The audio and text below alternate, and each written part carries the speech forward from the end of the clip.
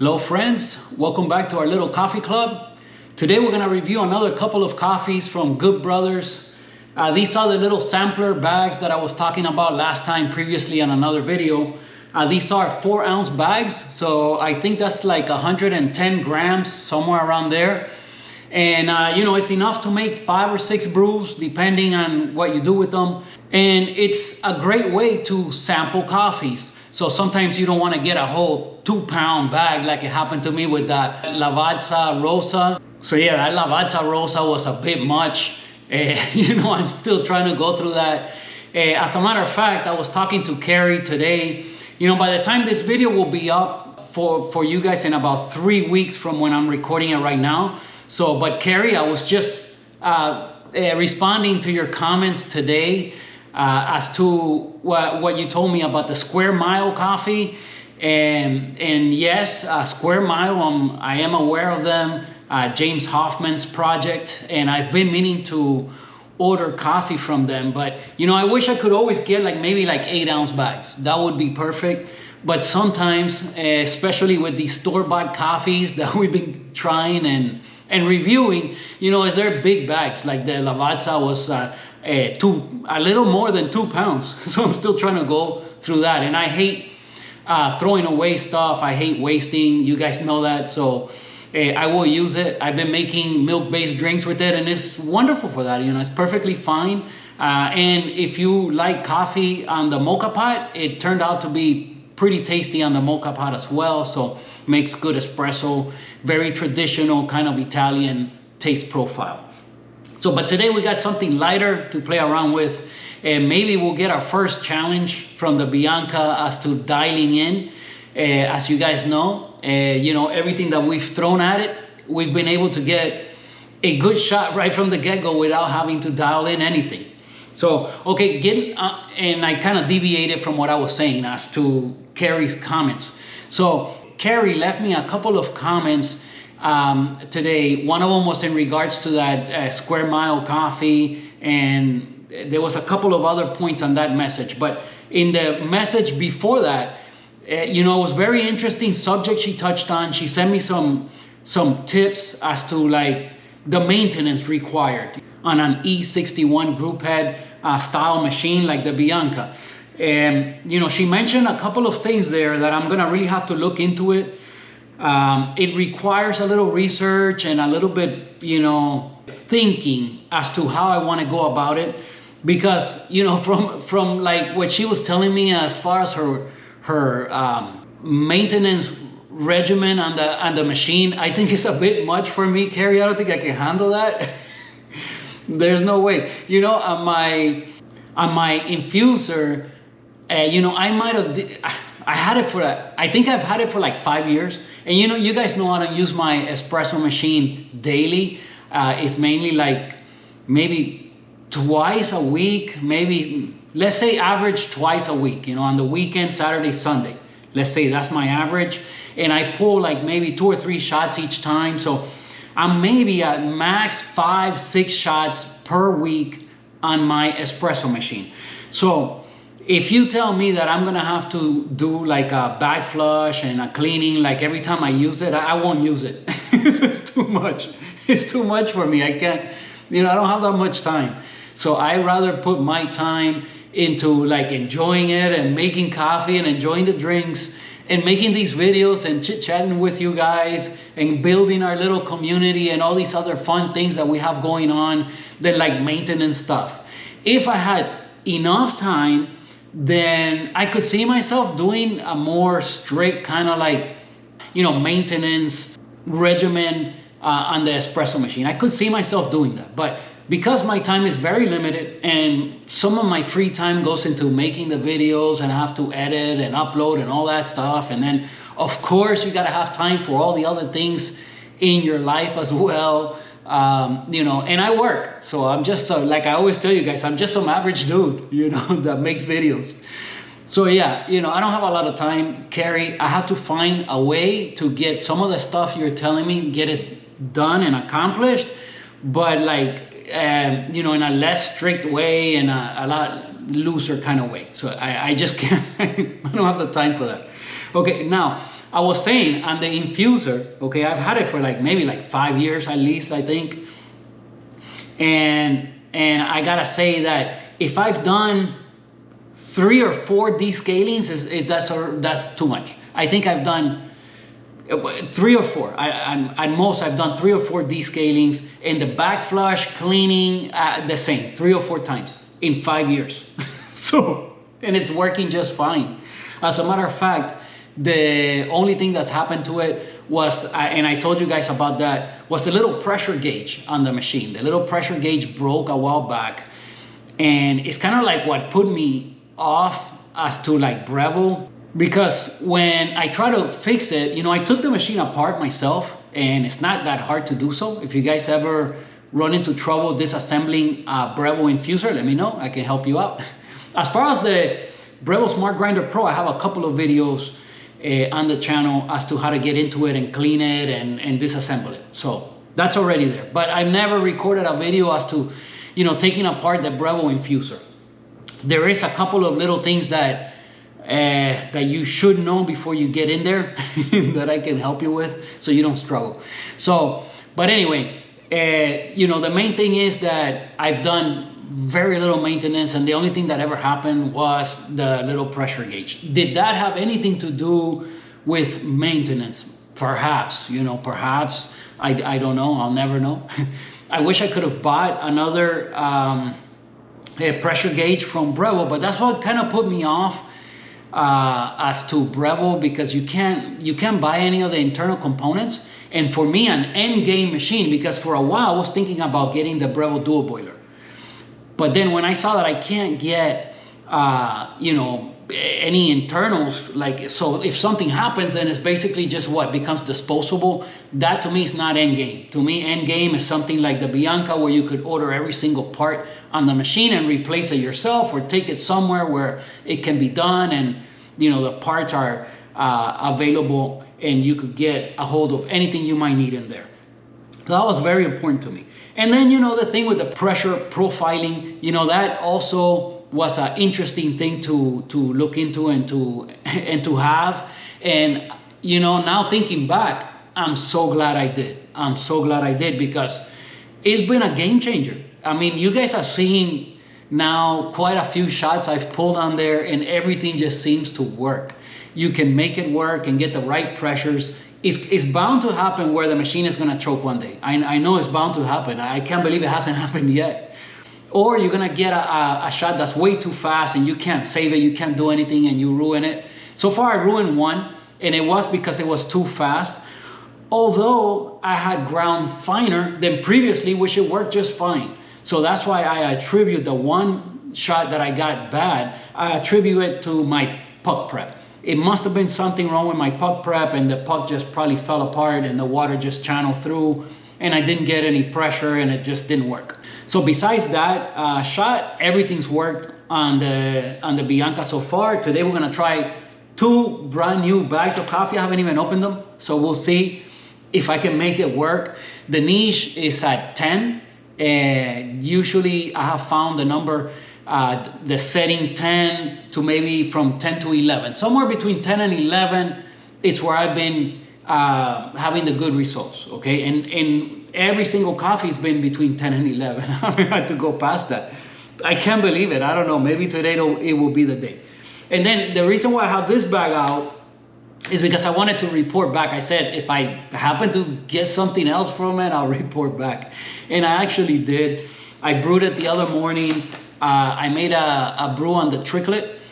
I went with, I think I did 20 grams in, 320 grams out.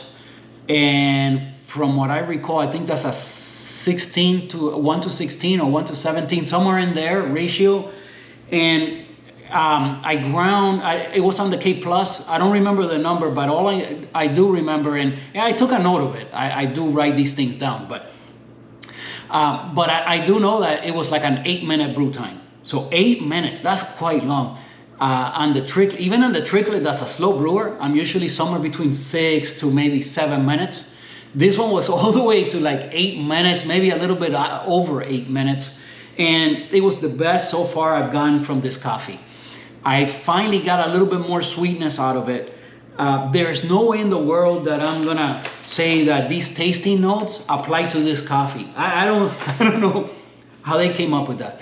This is definitely a citrus forward coffee, and you're gonna get those citrus notes, maybe orange, maybe grapefruit. Those are the kind of flavor. The flavor profile of the coffee is citrusy. No doubt about that.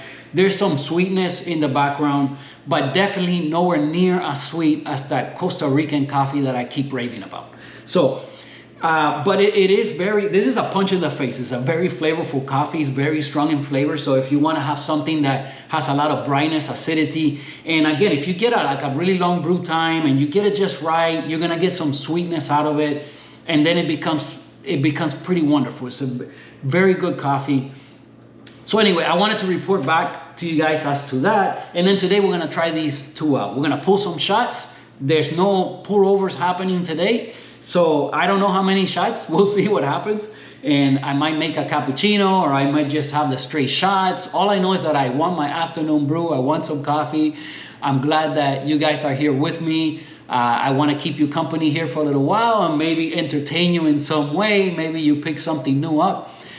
Please, if you haven't joined us here in our little coffee club, please think about subscribing and joining our little team here, that little community that we're trying to build. It will really mean a lot to me. I love to see when there's new people and when they leave me comments. So please comment something below. I really appreciate that.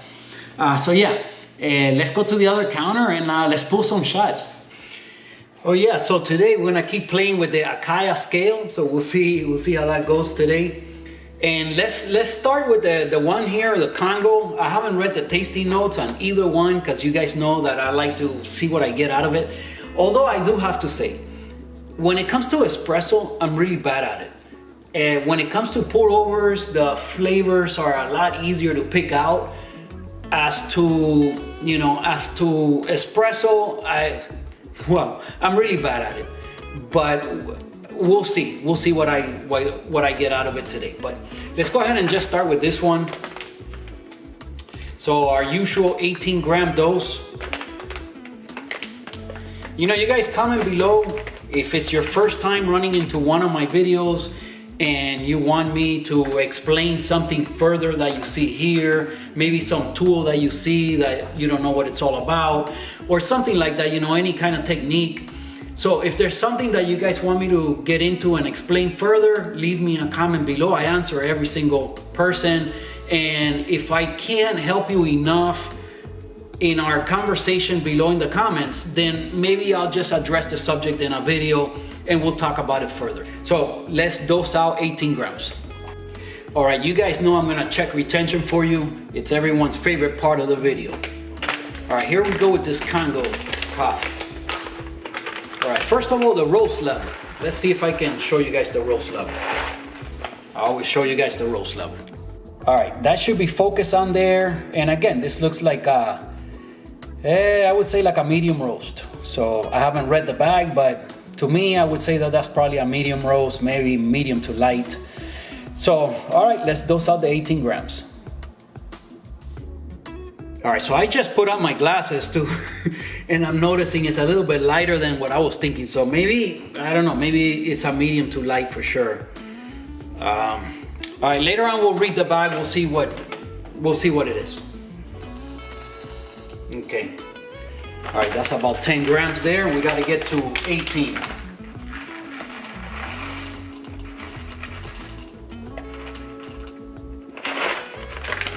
There's nothing magical about an 18 gram dose. It doesn't have to be. If you guys want to do something else and experiment with, with a 17 gram, 16 gram, 20 gram, whatever it is, you could do that. Just make sure you're using the right kind of basket in your portafilter, because you cannot dose just any amount of coffee into your portafilter. That will kind of have to change. Like if you want to do a maybe 24 gram dose, it might not even fit in the basket. So it's there are some guidelines, guys. Okay, so we're right at 18 grams. Again, I have the niche set at 10. let's grind at 10, and then I'll check the retention for you guys.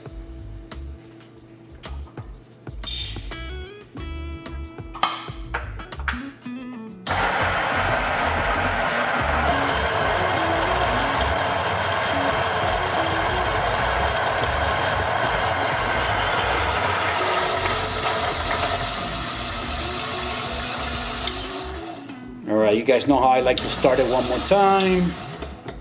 Give it a little tap. That's what my buddy Angel always tells me. And then let's weigh it.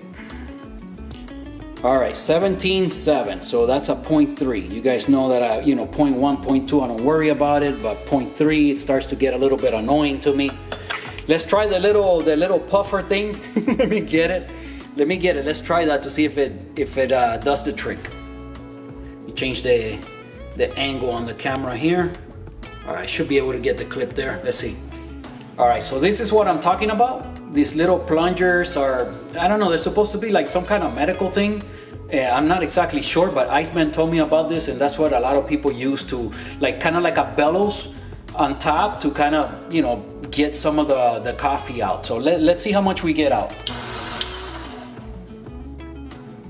Okay, one thing I have been doing, because this is what I didn't like about it, right? What I didn't like about it, that if you do this thing just like this, there's a lot of dust that's gonna get everywhere, and I hate that. I'd rather just put a couple more beans in there and then, even it out with a spoon or whatever, than to get a bunch of dust and everywhere, So I don't know how I feel about that, but I'm still experimenting, and I want to know if it really works. So what I've been doing is I cover it up like this, okay? So now the dust won't fly all over the place. Okay, let's see.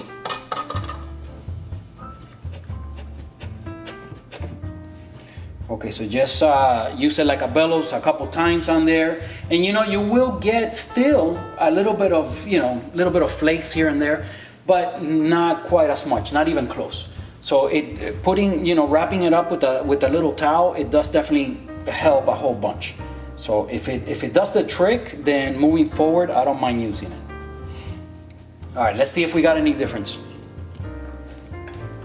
Okay, so we were at 17.7, so we were missing a 0.3. Let's see how much we got now. All right, so as you could see, the little bellows thing works. We actually got, it's between 18 and 18.1. We might have gotten a little bit extra out. So it definitely does work. And let me show you guys a close-up. If you notice, okay, there it goes, it's focused. Okay, so if you notice, there really isn't any dust today. So I remember last time, a whole bunch of little dust came out, and I didn't like that. I didn't feel that. So, all right, but if you kind of cover up, that technique seems to work, and we got our, our 18 grams back out. So awesome. Okay, so let's keep going with our puck prep. Let me put this thing away. All right, so the little bellows thing works for sure.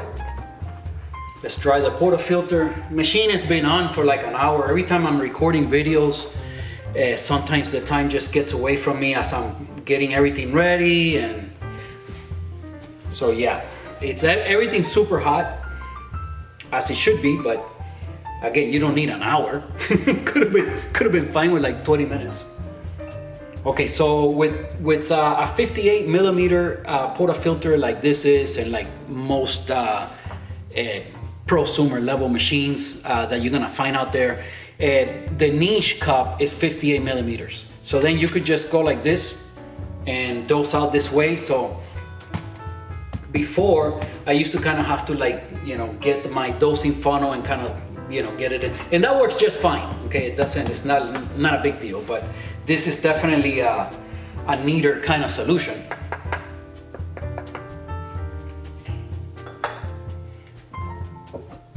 So yeah, Carrie, definitely thank you for that tip this morning, because I do have to say, I do have to think about maintaining this machine. So whatever's involved in the maintenance, I'm gonna have to do some thinking as to how much work I want to put into that, and do the best that I can. But I thank you because, you know, so far I haven't even given it much thought up until now. So that's why we're a team here, guys. We're a team, you know. You guys help me out and I learn from you guys.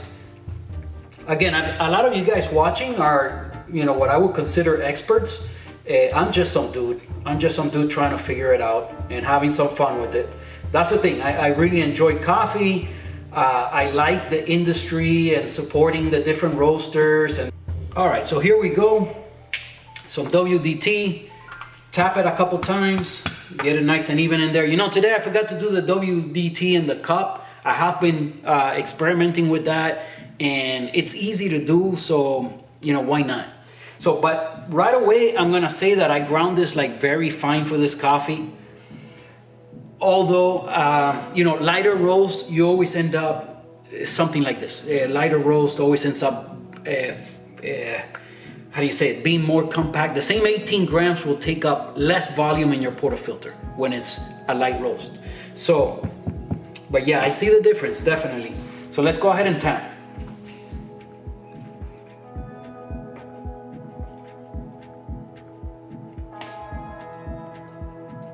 Okay, your tamping pressure should just stay consistent, guys, whatever it is. There's no magical number. You know, some people say 30 pounds per square inch. You know, some people even get a scale and they tamp on top of a scale just to make sure they're hitting the right. Wow, that you know, it's your hobby. It's your hobby, it's your coffee. Do it the way you want. And if that's fun for you, if that creates anything that creates some kind of enjoyment and it's fun for you, then by all means, do it. You know, you just gotta have the time for that kind of stuff. I mean, geesh, I'm not gonna go that far. But wow, yeah, that is, wow. I wonder maybe, you know, I was saying about the machine choking. Maybe today will be the day. Maybe today will be the day. That is quite low in there. I mean, look at that. You know, I haven't done the turning it over experiment. You know, this coffee is brand new. Should we try that? Wow, I'm really risking it. Let me give it another little polish. We're gonna try that today. I'm gonna leave this on the video too if it's a complete fail. What sucks about it is that then this coffee goes to waste, and I hate wasting. But hey, if you don't try, you'll never know. Oh, another thing is with a 58 millimeter basket that's kind of like more, you know, obviously the diameter is bigger. I wonder if, well, let me get a little plate for this experiment. Okay, just to play it safe, I'm gonna get a little plate, okay? Just in case this turns into a total fail. Here we go. All right, it's staying in there. Okay, so don't try that if your coffee's not very fresh, okay? Don't try that. And also, if you're grinding kind of coarse, just to be safe, don't try that, okay? Don't try that, because I've had, well, actually, I only failed once, but it was with a coffee. It was one of those store-bought coffees. And I had had it for a while, and I did the whole thing, and it just turned into a fail. I did show you guys though, I didn't hide it from you guys. I showed you guys. After that, I put a disclaimer. Don't call me, don't blame me if something goes wrong. But if you do things right, and the coffee is fresh, and it's not too coarse, you can do that little trick and turn it upside down and it stays in there. Okay, so let me get the puck screen. Okay, so this is the Normcore 58.5 millimeter precision puck screen. It's 1.7 millimeters in thickness, and it's the one that a lot of people use. And again, the whole point for the puck screen is just to try to keep the machine clean. It'll keep the puck from getting stuck on the shower screen and kind of like coffee going up there in the shower screen and, you know, getting things dirty. So again, it goes back to the whole thing that I was just talking about with Carrie about maintenance on the machine and how far you're gonna go to keep things clean and to, you know, just, it's just, again, it just depends on the amount of time that you want to put into it and how much time you have available. All right, let's lock it in.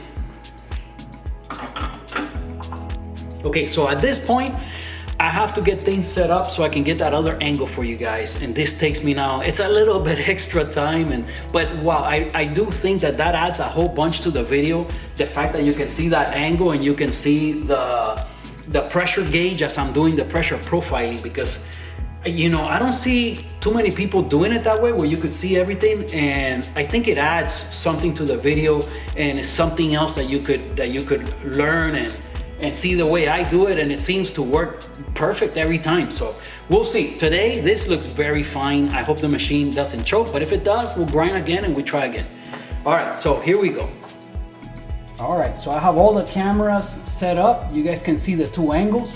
Again, we start with the paddle at what we call 5 o'clock. And then again, for these slayer shots, what I've been trying to learn and practice, you want to kind of get around a 30 seconds, especially for a lighter roast.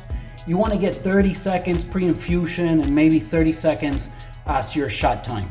Again, you dial everything into taste, but the slayer shot has a long pre-infusion period where you stay between 2 and 3 bar and you hold it there again until you go. If you want to, you can do as little as like 15-20 seconds if you want to. I mean, you got to experiment with that, but my understanding is that on a slayer shot it's going to be at least like 20-second pre-infusion and 20-second shot time, or 25 and 25, or 30 and 30. Usually that's the range where you're going to be at as far as a slayer shot. So it's a long pre-infusion with then, the rest of the shot is regular at 9 bar, okay? Now, while you're doing pre-infusion, you're gonna hold the pressure between 2 and 3 bar.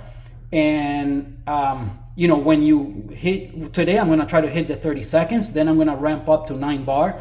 For another 30, maybe even 35 seconds for a lighter roast like this, I would be happy with that. That's what I'm shooting for. I might not get anything, it might choke, we'll see.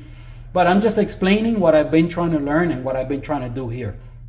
So again, as soon as I hit the lever, the machine has a timer and it will start timing the shot, okay?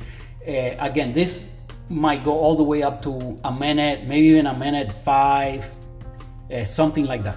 And then on this scale, it's set up so it times from first drip. So once it senses the coffee landing, by then I'm probably done with pre-infusion or just about. My understanding is that you can have up to like maybe even 2 grams of coffee in your cup and still consider that pre-infusion as long as you're still in between the 2 and 3 bar, okay? So after that, you should be ramping up to your 9 bars for the rest of your shot. So let's see where we land today. Again, if you have any questions as to this like slayer shot, why is it called a slayer shot, whatever, we can have a conversation below, but I've been talking about all this in the last few videos. You can again just watch some of the other videos if you want, but let's go ahead. So this is, I think, the second time we're using the Akaya scale in an actual brewing situation. I see that on this angle with this little tripod, I can read the numbers and it should be just fine. So today everything should work out okay. Let's see. Again, we're trying to see if we get any glitches from the Akaya, and I explained that on the previous video. But here we go. Okay, so now it tears off by itself. That's something that I like. Now you're ready to brew. So you put the cup on there, it weighs it, and it tears to 0. Then when you start brewing, as soon as it gets first drip, it'll start timing your shot and weighing your shot at the same time. This one will start timing right away when I start the shot. So here we go. Again, we start at 5 o'clock. When it starts to build pressure, that's when you modulate the paddle and kind of stable it off between 2 and 3 bar, somewhere around maybe 2.5. Okay, you kind of have to work fast or you're gonna overshoot it. But I usually get it, pretty easy. There it is. We're right below 3. It's building more, obviously, because more water is getting in there and saturating the pot. So you just kind of mess with it. Now, as soon as I hit the 30 seconds, I'm gonna ramp up. Okay, I'm getting first drip, and I'm at 30 seconds, I'm going to 9 bar. Again, you gotta be careful or you will overshoot it. Okay, I'm right there, right at 9 bar. Now you kind of have to open it up little by little as the puck degrades. And then we're looking for our 45 grams. I'm gonna shoot for 45 grams. I'm at 9 bar, shooting for 45 grams, and then I'll stop the shot. Okay, we're at 30. Again, the timing seems to be working just right. Maybe a little long from what I wanted. Okay, 44, pretty much 44 and a half grams, so I almost hit it perfectly. 38 from first drip, 66 total brew time. So again, my pre-infusion was about 30 seconds, and from first drip about 38 seconds. This is pretty much exactly what I wanted. On a lighter roast, I want to get this longer brew times to kind of bring that sweetness out and cut some of that brightness and acidity. See how we did this time. Let's go back to the other counter and taste it and see what this Congo has to offer. All right, so here it is, guys. Cheers. Let's give it a taste test. Let me swirl it. You guys know these Krug little shot glasses, they have like little winglets inside that kind of stir your coffee up. So you don't have to use a spoon. You can if you like.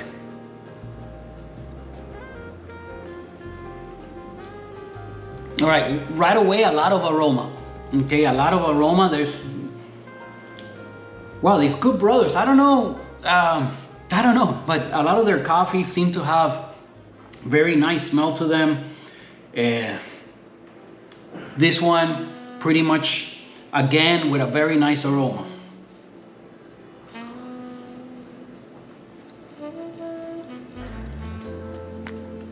You know, tasting notes, again, if I make a pour over, I would do a lot better job than from a straight shot of espresso. All I could tell you for now is first impressions, and at least on this shot. This is one of the better espresso shots that I've had, like, pretty much ever. This, wow, okay, let's try it again.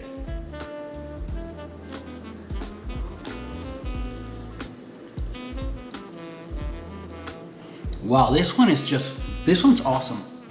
This one is awesome. You know, I think I brewed it just perfectly. Let me first say that. The way I pulled that shot, I wouldn't change a thing, and not a thing. So that setting 10 on the niche is exactly what I would do with this coffee. I'll make a note of that. This is a coffee that I would enjoy as espresso. I'm gonna still try it as a pour over because I have to. I have to know.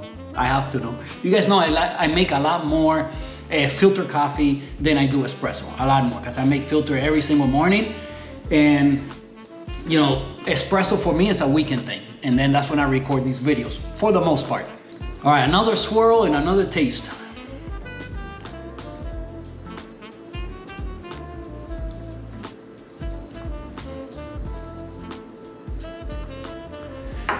Wow, okay, this is definitely one of the better espressos that I've ever made on this channel. There's no doubt about it. Can I replicate this next time? I don't know. Maybe it's just the way it brewed this time. I always tell you guys, there's so many variables in making espresso. The way that water flows through the puck, you're gonna get some channeling, you're gonna get some areas that are over extracted, some that are under extracted. It's the balance of everything and the way it worked out on that one particular time that makes the difference. I don't know, something to think about, okay? Your palate definitely does develop and you get better at it. There's no doubt about it. I was not at the level I'm at now a year ago. I've just done a lot more tasting of a lot of different origins and different coffees, and then you start recognizing a lot of things that you didn't at first. So obviously you do get better at it, but you know, we'll revisit that one day again with the grinder test and all of that. See, you know, I have 3 grinders. I can take them all out again and try again. We'll cook the cups again like we did last time. Man, if you haven't seen all the videos, you haven't been staying up on our little coffee club, you're not gonna know. There's a little inside joke between us and the crew. But hey, join us here. You know, one thing I do say about the Bianca, the shots are not as thick. On the Breville, you get more thickness to it, and I love the thickness to it. So yes, you lose some of that. So in some sense, the Breville gives you a better shot. So you're gonna go through a lot more coffee. You're not gonna get every single shot to come out right. You just get a lot more bad results or not as good results. With the Bianca, man, it's just hard to mess up. It's so good every time. Now, you trade some of that thickness and body in the shot for clarity. So here you can taste the flavors a bit more than on the Breville. And I did not expect to be able to tell that. But I think if, maybe not right now, but maybe in a couple of weeks, maybe a couple of months, somebody does a blind taste test where I'm tasting a shot from the Bravo and a shot from the Bianca, and I'll be able to tell them apart because of the body and the clarity of the shot. I think I would. Could be wrong on that, but maybe we'll experiment with that as well one day. Again, join us here, and then, there's a lot more fun videos coming your way, and we just chit chat. I keep you guys company for a little while, and it's kind of fun. I'm about done with this one. Sad to see you go, buddy. Sad to see you go.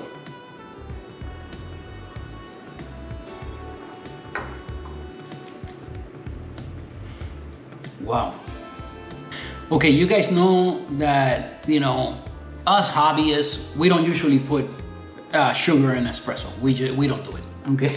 You don't need to. If you're doing a good shot of espresso, sugar is gonna ruin it, as a matter of fact, so don't do that. But this is one of the sweeter, natural sweetness of the coffee as espresso that I've ever gotten from a roast this light, because I have gotten that level of sweetness from darker roast. I have, and I haven't even read the roast level. But from the look of it, I gotta say it's probably a medium to light. I don't even think it's all medium, because the middle of the bean, you could see like how light it is. It's not even turning brown yet, it's very light. And that's usually a sign that it's a medium to light.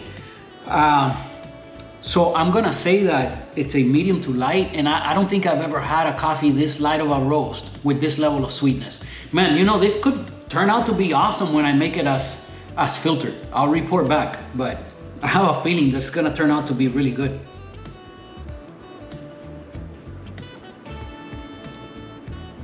Okay, brightness and acidity, yes. But perfectly balanced with a good level of sweetness that for a roast this light, it's just hard to find. I think it's, like I said, it's for sure one of the better shots, if not the best one of, for sure, this level of roast. And again, the difference is the sweetness, yes, you can get it from a darker roast, but what you won't get is the depth of flavors that I'm getting here right now. There's other flavors. It's just more interesting and more flavors. You got the acidity, you got that brightness, balanced with the sweetness, and just a depth of flavors that you don't get from a darker roast. A darker roast, you're gonna get the sweeter, you're gonna get the maybe a dark chocolate caramel kind of flavors. That's usually what you're gonna get from it. And again, to mix with milk, for me, that's perfection. That's what I like to when I'm making a milk-based drink. But this is one that I imagine would be very, very well suited for making milk-based drinks. If you enjoy brightness and acidity, but still use that same coffee for a milk-based drink, give this one a try, because I do have to say, as espresso is wonderful.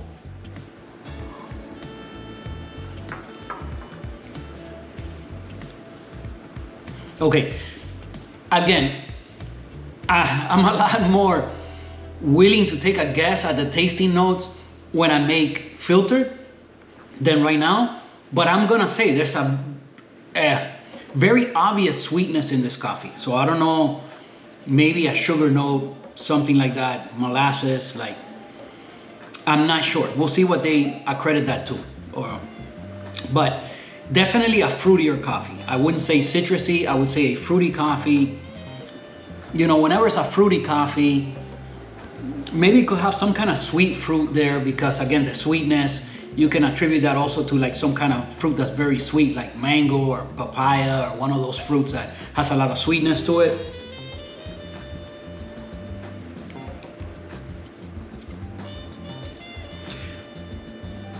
Could be some berries, but definitely if it's berries, it's like some sweeter berries. I remember we looked it up last time. What was it? I think it was blackberries that were the sweetest berries, blackberries and red raspberries. I think is what it was.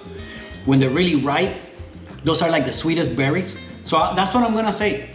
I'm gonna say maybe some kind of fruit, like a papaya or something like that, where it's very sweet fruit, some kind of berries, but sweeter kind of berries, because you do have the acidity and the brightness. So, but I wouldn't say citrusy at all.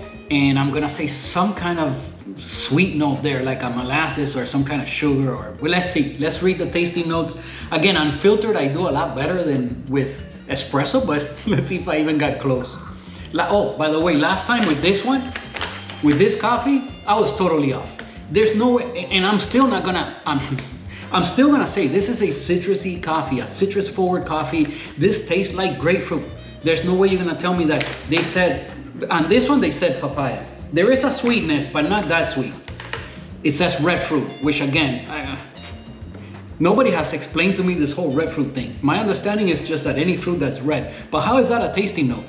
I mean, an apple could be red, so is a strawberry. They taste completely different. How can you say red fruit? Like, somebody needs to explain that to me. Okay, dragon fruit. To me, dragon fruit tastes like kiwi. This tastes nothing like kiwi, tastes nothing like papaya. It just tastes like maybe orange, but most likely like some kind of grapefruit. If you've had the red grapefruit, the one that I think they call it red Indian River grapefruit, is very sweet. The last time when I made it on the triplet, that's what I would say, that one, because it was very sweet. All right, let's see what this Congo one. Let's read the bag. All right, so this one was roasted May 1st. So wow, this like a month and a half off roast, something like that. I don't even know what day is today. I'm sorry, guys. But yeah, it's been like a month. But again, sealed bag. These bags are very high quality. Tastes awesome. It'll keep your coffee in great shape. All right, let's see what they say. Red currant, C-U-R-R-A-N-T, currant. I don't know what that is, so I have no clue. Okay, dark chocolate. Okay, you know, brown sugar. There it is. You can't get that sugar past me. I like get it like almost every time. And with espresso, again, a sweet coffee. So I don't know what that other. I'm gonna have to look that one up. The red, whatever that word is. I'll put it here on the screen. Okay, so red currant is pronounced currant. From my research here, it looks like currants are in the gooseberry family. They are tiny little berries. It looks like the plants are native of Western Europe. They are known to have a very tart and high in acidity flavor. Funny enough, I'm not getting much of that on the espresso, but we'll see when I make it as filtered coffee. I'll report back to you guys. Maybe I'll look it up, and like I've done in other videos, and put like a slide of what it is. Or all right, so that fruit, and then we got the dark chocolate and the brown sugar. So you know, I think I did pretty well. I did pretty well with that one. Should we put another shot? You know, well, maybe. You know, I had a gentleman reach out. I can't remember the name right now because we haven't interacted a whole bunch. And again, I got to see the names repeatedly for me to start remembering them. So, but the gentleman said that perhaps maybe I should split up my videos. But I did that before. I've split them up before. And then you end up with like 2 30-minute videos, which is great. But I can't say it makes it any easier for me. Editing 2 30-minute long videos is the same like editing 1 hour long video. Actually, it's a little bit more work, but I get 2 videos out of it, so there's a benefit. I don't think I want to go back to that.